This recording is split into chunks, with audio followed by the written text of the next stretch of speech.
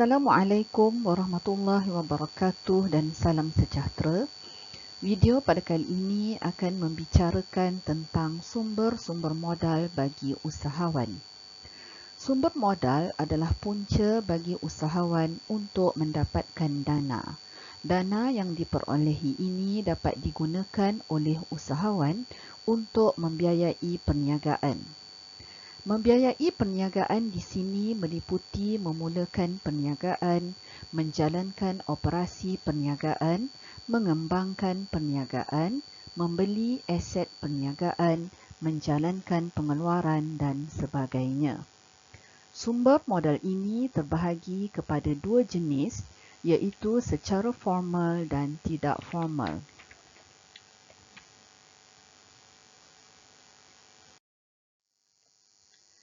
Kita akan lihat sumber modal formal. Apabila kita menyebut sumber modal yang formal, ia memberi maksud: yang pertama, sumber modal itu memerlukan pendokumentasian secara formal. Sebagai contoh, di dalam memohon pinjaman, memerlukan usahawan mengisi dan menghantar borang permohonan, menunggu kelulusan dan sebagainya, serta memerlukan dokumen-dokumen yang lain yang perlu diserahkan kepada pihak bank sebagai bukti seperti cagaran, penyata bank dan lain-lain. Yang kedua, setelah pinjaman diluluskan, ianya memerlukan ikatan perjanjian secara rasmi antara pembiaya dengan pihak peminjam, di mana ikatan perjanjian ini ada kalanya dipanggil sebagai kontrak perjanjian. Sumber-sumber modal formal ini terbahagi kepada tiga, iaitu bantuan modal daripada kerajaan, pelabur dan sumber modal daripada bank yang terdiri daripada pinjaman dan overdraft. Sumber modal formal yang pertama adalah bantuan kerajaan. Kerajaan Malaysia ada menyediakan pelbagai cara bagi membantu usahawan untuk mendapatkan modal. Modal ini bukan hanya terdiri dalam bentuk kewangan, tetapi juga dalam bentuk-bentuk bantuan yang lain seperti peralatan dan ruang niaga. Bantuan yang diberikan oleh kerajaan dilaksanakan atau disampaikan kepada usahawan menerusi agensi-agensi tertentu di bawah kementerian-kementerian tertentu.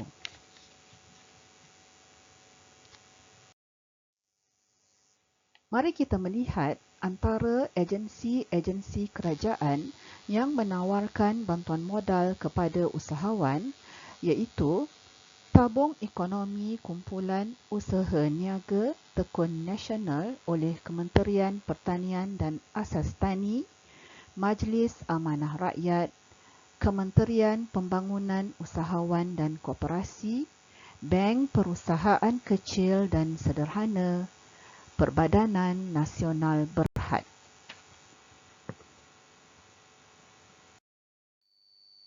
Seterusnya adalah bantuan atau sumber modal daripada pelabur. Pelabur merupakan individu atau agensi yang memberi bantuan modal atau menyumbangkan modal kepada usahawan menerusi pembelian saham. Usahawan boleh mendapatkan suntikan modal daripada para pelabur menerusi tawaran saham kepada para pelabur. Oleh itu, usahawan mestilah mewujudkan perniagaan berbentuk syarikat.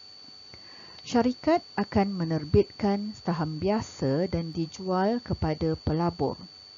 Bagi perniagaan berbentuk milikan tunggal dan perkongsian, maka kaedah ini tidak boleh digunakan untuk mendapatkan sumber modal.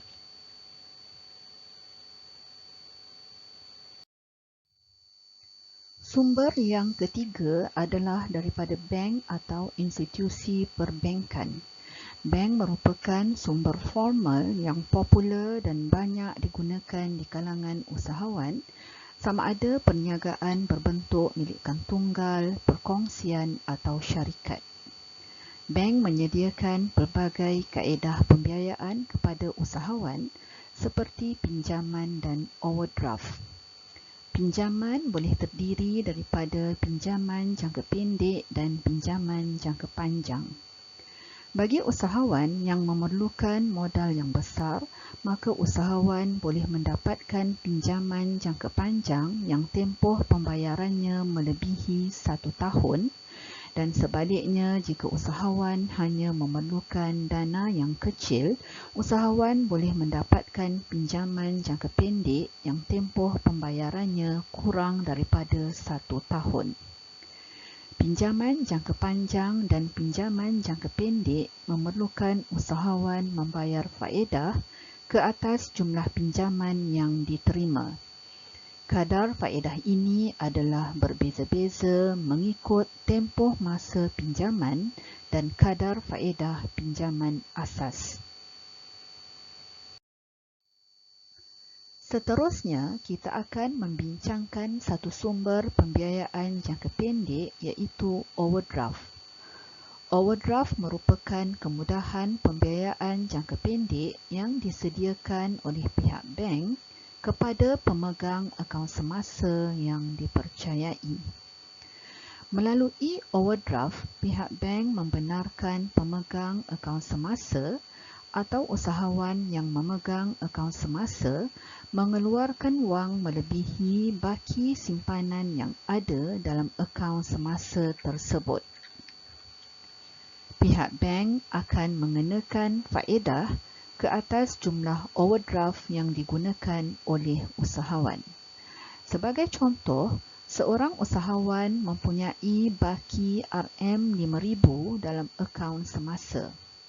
Beliau perlu membuat pembayaran sebanyak RM20,000 dengan segera kepada pembekal.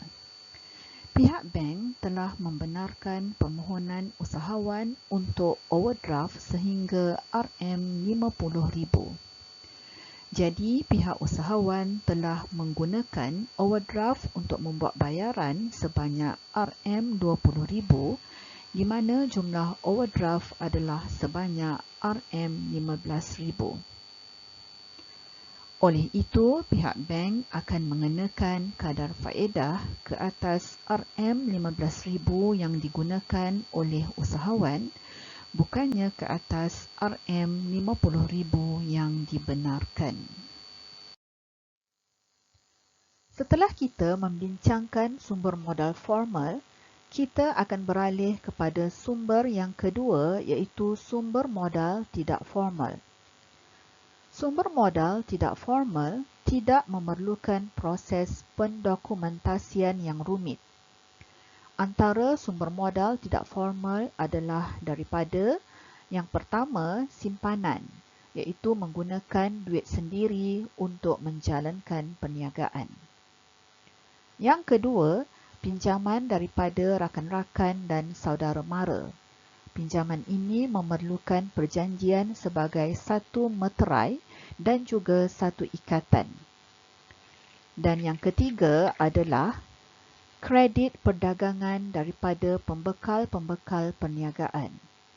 Sebagaimana yang anda telah mengetahui dalam semester lepas, kredit perdagangan merupakan satu bentuk kredit yang disediakan oleh pembekal kepada usahawan apabila pembekal membekalkan barangan kepada usahawan. Setakat itu dahulu para pelajar sekalian, kita akan berjumpa lagi dalam video-video yang lain.